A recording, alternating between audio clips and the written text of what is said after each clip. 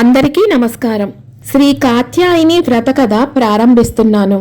అందరూ మీ చేతుల్లో అక్షింతలను పట్టుకొని శ్రద్ధగా నేను చెబుతున్న ఈ వ్రత కథను ఆలకించండి.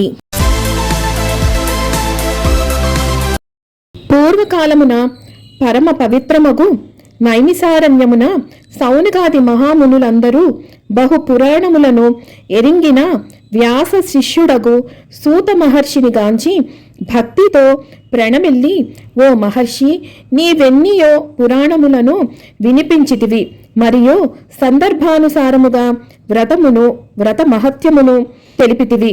నీవు మా సంశయములను పోగొట్టు మహనీయుడవు. చతుర్దశ భువనాధీశుడైన ఈశ్వరుని మొదటి భార్యయగు సతీదేవి తన తండ్రియగు దక్ష ప్రజాపతి యజ్ఞగుండమునబడి దేహత్యాగ మొనరించెను కదా.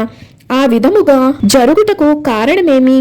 ఈశ్వరుడామెను రక్షింపలేకపోయినా, లేక సతీదేవి యందు అనురాగము లేక మౌనముగా ఊరుకొండెనా? ఈశ్వరునకు భార్య వియోగము ఎట్లు సంభవించెను?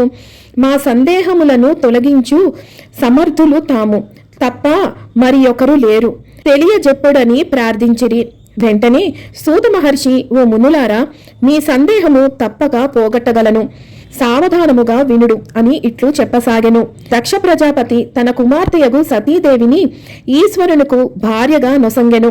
సతీదేవి పరమేశ్వరునితో కలిసి కైలాసమున సుఖముగా నుండి కృతయుగమునంతయు గడిపెను. త్రేతాయుగమున ఒకనాడు ఈశ్వరుడు సతీదేవితో ముచ్చటలాడుచుండగా అకస్మాత్తుగా ఈశ్వరుడు అంతర్ధానమై ఉండెను. సతీదేవి ఈశ్వరుడు మాట్లాడుచు మాయమెందుకు అయ్యాడు అని పరిపరి విధముల ఆలోచించుచుండగా పకపకా నవ్వుచూ ఈశ్వరుడు సాక్షాత్కరించెను. సతీదేవి పరమేశ్వరుని గాంచి, నాథా, మీరెచ్చటికి వెళ్ళిరి, ఎందుకు నవ్వుచున్నారు? నేనేమైనా తప్పు మాట్లాడినానా అని ప్రశ్నించెను. వెంటనే పరమేశ్వరుడు, ఓ సతీ, నాకు విష్ణువు తండ్రి వంటివాడు, నేనాతనికి తండ్రి వంటివాడను. మా ఇరువురకు ఏ విధముగా అంతరము లేదు. ప్రస్తుతము మహావిష్ణువు భూలోకమున శ్రీరామునిగా అవతరించి పితృవాక్య పరిపాలకుడై తన భార్యయగు సీతతో సోదరుడగు లక్ష్మణుడి తోడను వనవాసమునకై వెడలి పంచవటి తీరమున పర్ణశాల నిర్మించుకొని నివసించుచుండెను. మన భక్తుడగు రావణుడు మాయాయుపాయముచే సీతను అపహరించి లంకకు కొనిపోయెను. పర్ణశాలలో సీతను గానక శ్రీరాముడు ఆమెను వెతుకుచూ ఆ అడవి అంతయు గాలించెను. సీతనెందును గానక శ్రీరాముడు సీతా వియోగముచే కుమిలి మతి తప్పి ఆ అడవిలో కనపడ్డ పక్షిని, మృగమును, చెట్టును, పుట్టను, రెమ్మను, పుష్పమును సీతను చూసినారా అని ప్రశ్నించుచూ పోవుచుండెను. ఒకచోట పాడుబడ్డ శివలింగమును గాంచి శ్రీరాముడు ఎలుగెత్తి, పరమశివ, నా సీతను చూచితివా అని ప్రశ్నించెను. నా తండ్రియగు విష్ణువు కేక విన్నంతనే నేనచటకు పోయి శ్రీరాముని ఎదుట నిలబడితిని. కాని మానవ రూపంలో ఆ మహనీయుడు నన్ను చూడనట్లుగానే ముందుకు బోయెను. మానవ నేత్రాలతో దేవతలను చూడలేరు కదా. అందుచే మాయా మానుష రూపధారియగు శ్రీరాముడు నన్ను చూడనట్లే నటించి ముందుకు బోయినందులకు నేను నవ్వుచుంటిని. ఇంతకు తప్ప మరి ఒకటి కారణము లేదు సుమా అని ఈశ్వరుడు పలికెను. ఆ మాటలు విన్న సతీ, ఓ నాథ, మీ మాటలు నమ్మశక్యంగా లేవు. మహావిష్ణువు రామునిగా అవతరించి భార్య వియోగముచే మతి తప్పుటయేమి? రాజులకు అనేక మంది భార్యలు ఉందురు కదా. సీత కోసమని రాముడు పిచ్చివాడిలాగా సంచరించునా ఇది నమ్మశక్యముగా లేదు. మీరు కళ్ళబుల్లి మాటలు ఆడుచున్నారు. మహావిష్ణువు శ్రీరామునిగా అవతరించినంత మాత్రాన మిమ్ము చూడలేకపోవుటయా అని పలికెను. వెంటనే శివుడు, సతీ, నీవు నా మాటలు నమ్మని ఎడల నీవే స్వయముగా నచటికి పోయి ఆ రాముని సీతా వియోగ బాధను కనులారా గనుము, నీకంతయో బోధపడగలదు అని పలికెను. వెంటనే సతీదేవి, నాదా, నేనా రాముని పరీక్షించి రాగలనని పలికి అదృశ్యమై పంచవటి తీరమున శ్రీరాముడున్న ప్రాంతమునకు బోయి అచట ఆ శ్రీరామచంద్రుని సీతా వియోగ బాధను కనులారా గాంచి చెవులారా అతని యాక్రందములను విని సందేహాస్పదమైన ఆ రాముని పరీక్షింపదలచి నేను సీతగా మారిపోవలయునని తలంచెను. వెంటనే సతీదేవి సీతారూపమును పొందెను.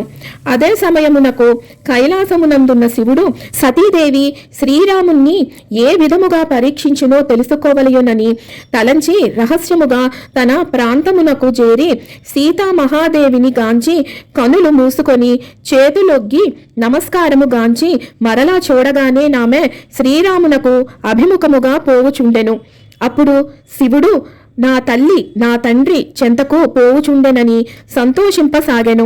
ఇంతలో శ్రీరాముడామెను గాంచి వెంటనే ఆమెకు నమస్కరించి, ఓ జగన్మాత, నన్ను మోసగింపవలచితివా?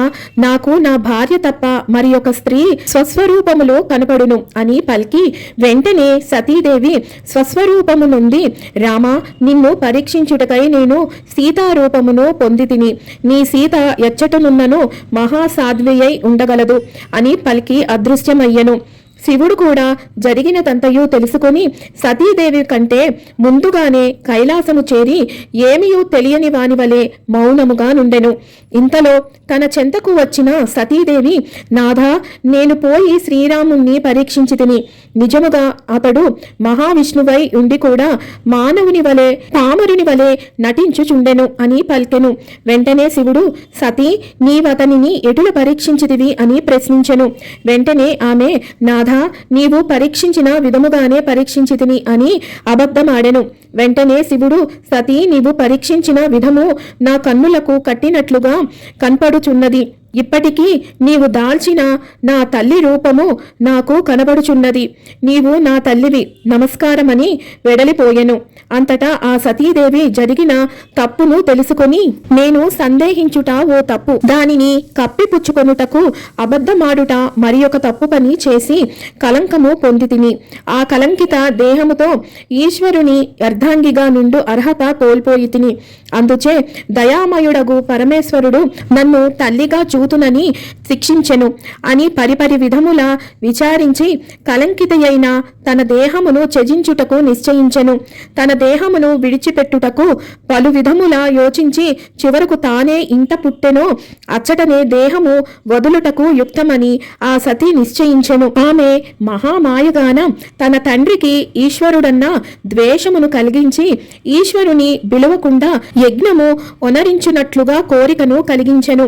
మహామాయ నిర్ణయానుసారముగా దక్షుడు శివుని అవమానింపదలచి శివునకు హవిర్భాగమివ్వకుండా యజ్ఞమును తలపెట్టి దేవతలందరూ ఆ యాగమునకు వెళ్ళుచుండగా సతీదేవి కూడా ఆ యాగమునకు పరమేశ్వరునితో కలిసి వెళ్ళుటమని ఈశ్వరుణ్ణి కోరెను. ఆ యాగమునకు వెళ్ళుట యుక్తము కాదని పరమశివుడు చెప్పినను ఆమె వినిపించుకోక ఆ యాగమునకు వెళ్లి తీరవలయునని మంకుపట్టు పట్టెను. దానితో శివుడు చేయునది లేక నందీశ్వరుడు భృంగీశ్వరులను సాయమిచ్చి సతీదేవిని దక్షవాటికకు పంపెను. దక్షుని యాగగుండములోనికి సతీదేవి ప్రవేశించి అచట తన వారెవ్వరూ పలకరింపకపోవుటచే అవమానము నుండి రగులుచున్న అగ్నిగుండము చెంతకు చేరి చేతులు జోడించి, ఓ అగ్నిదేవా, నేనొక అబద్ధమాడుటచే ఈశ్వరునికి దూరమైతిని. ఇచట అవమానము పొంది ఈశ్వరుని చూడలేను. కావున కళంకమొందిన నా దేహమును బూడిద చేసి చల్లని హృదయము కలిగిన వాడును నిర్మలమగు మనస్సున్న హృదయము కలవాడైన వానికి కుమార్తె అయి జన్మించి తిరిగి పరమేశ్వరుణ్ణి భర్తగా పొందునట్లు చేయుము అని ప్రార్థించి భగభగా మండుచున్న ఆ అగ్నిగుండములోనికి దుమికెను. దేవతలందరూ హాహాకారములు చేయుచుండగా నందీస భృంగీసులొక్క క్షణములో శివుని చెంతకు చేరి జరిగినదంతయు దెల్పిరి. సతీ మరణ వార్త విన్నంతనే శివుడు మహారౌద్రాకారమును దాల్చి వీరభద్రుణ్ణి సృష్టించెను. ఆ వీరభద్రుడు దక్షవాటికకు చేరి తన వంటి కోటాను కోట్ల మహావీరులను సృష్టించి దక్షవాటికను శ్మశాన వాటికగా మార్చెను. ఈశ్వరుడు సతీ వియోగముచే కలిగిన కోపమును భరింపలేక హిమాలయ శిఖరమునకు చేరి అచట విశ్రాంతి పొందుచుండెను. ఆ సమయమున పరమేశ్వరుని లలాటము నుండి చెమట బిందువు ఒకటి భూమిపై పడెను. శివలీలచే వెంటనే ఆ చెమట బిందువు చూచుచుండగానే 4 భుజములు కలిగి ఎర్రని రంగుతో దివ్య తేజముతో వెలుగు శిశువుగా మారెను. ఆ శిశువు భూన భోంతరాలములు ప్రతిధ్వనించునట్లుగా రోదన చేయసాగెను. శివుని భయముచే భూదేవి స్త్రీ రూపమును పొంది ఆ శిశువును ఒడిలోనికి చేర్చుకొని స్తన్యము ఒసంగెను. అప్పుడు రుద్రుడు ఆమెతో, ఓ భూదేవి, నీవు చాలా పుణ్యాత్మురాలవు. ఈ నా శిశువును పెంచుకొనుము. అతడు నీ యందు పుట్టుటచే కుజుడు, భౌముడు అను పేర్లతో సార్థక నామము పొందును. ఎర్రని రంగుతో నుండుట చేత అంగారకుడని కూడా పిలిచెదరు. నవగ్రహములలో నీతడొక గ్రహము కాగలడు. ఇతడింత కాలము నన్ను ఆశ్రయించి ఉండుటచే నాకు భార్యా వియోగము కలిగినది. ఈ కుజుని పుట్టుక ఎవరు విందురో వారికి కుజదోష పరిహారమగును అని శివుడు వెడలి వేరొక చోట సమాధి నిష్ఠాగరిష్ఠుడయ్యను. హిమవంతుడు పర్వతరాజు, మంచు కొండగాన నిర్మలమైన చల్లనైన ధీర హృదయుడు. అతని పట్టపురాణి మేనాదేవి. ఆమె నా దేవి గర్భవాసమున సతీదేవి ప్రాణములు ప్రవేశించి నవమాసములు నిండగానే ఒక శుభదినమున ఆవిర్భవించెను. హిమవంతుడు పూర్వజన్మలో కతియను ముని. అందుచే అతని పుత్రికగా జన్మించుటచే కాత్యాయిని అనియు, పర్వతరాజు కుమార్తెయగుటచే పార్వతి అనియు మహర్షులు ఆమెకు నామకరణము గావించిరి. ఆ కాత్యాయిని శుక్లపక్షములోని చంద్రుని వలె దినదిన ప్రవర్ధమానమై బాల్యములోనే సర్వ విద్య కళాకోవిదమై వెలుగొందుచుండెను. మరియు అఖండమగు ఈశ్వరారాధన ఆమెలో పెళ్ళుబికసాగెను. క్రమముగా నారదుని ప్రోత్సాహముతో పరమేశ్వరుని సంధానమున శుశ్రూష చేయుచు అవకాశము లభించెను. పార్వతికి వివాహ వయస్సు రాగానే దేవేంద్రుడ శివుని సమాధిని భగ్నమొనరించుటకై మన్మధుని పంపెను. మన్మధుడు దేవకార్యమును కాదనలేక శివునిపై మన్మథ బాణములను ప్రయోగించెను. ఆ బాణ ప్రభావముచే శివుడు సమాధిని వీడి మహాసౌందర్య రాశియగు పార్వతిని గాంచి వెనువెంటనే తన సమాధిని భగ్నపరిచి మన్మధుని జూచి మూడవ నేత్రముతో నాతనిని భస్మము గావించి వెడలిపోయెను. పార్వతి తన కనుల ఎడల జరిగిన సంఘటన గాంచి భీరువుగాక ధైర్యము నవలంబించి తన తపముచే ఈశ్వరుని వశం గావించుకొనదలచి కఠోరమగు తపము సలిపెను.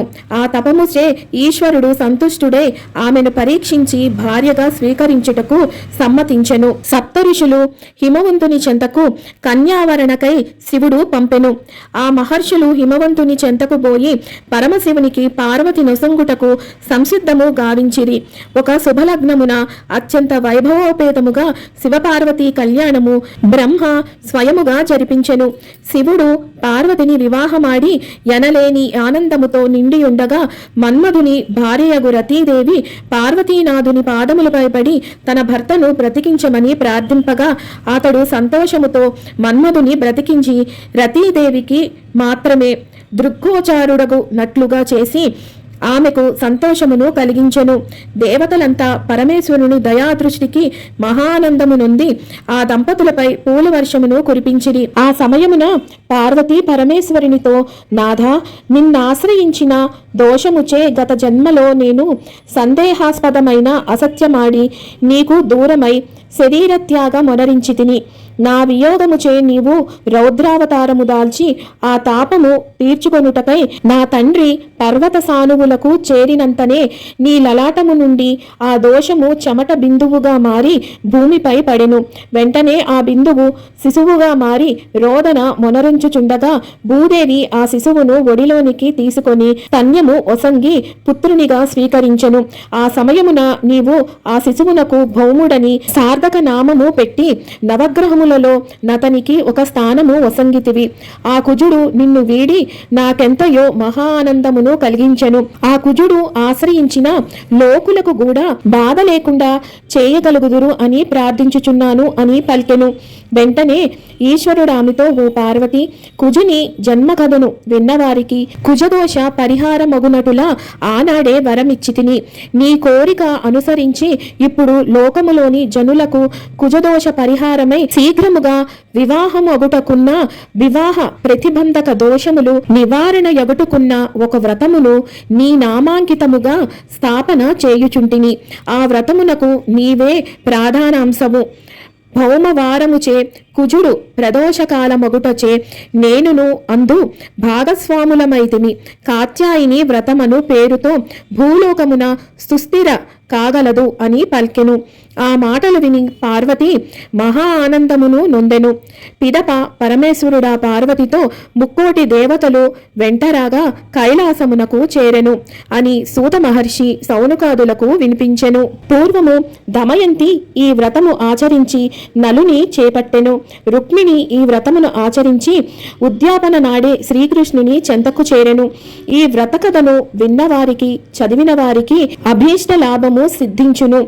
కుజదోషము మరియు తదితర సమస్త దోష పరిహారము అగును అని సూత మహర్షి సౌనకాదులకు తెలిపిరి. శ్రీ కాత్యాయని వ్రత కథ సమాప్తం.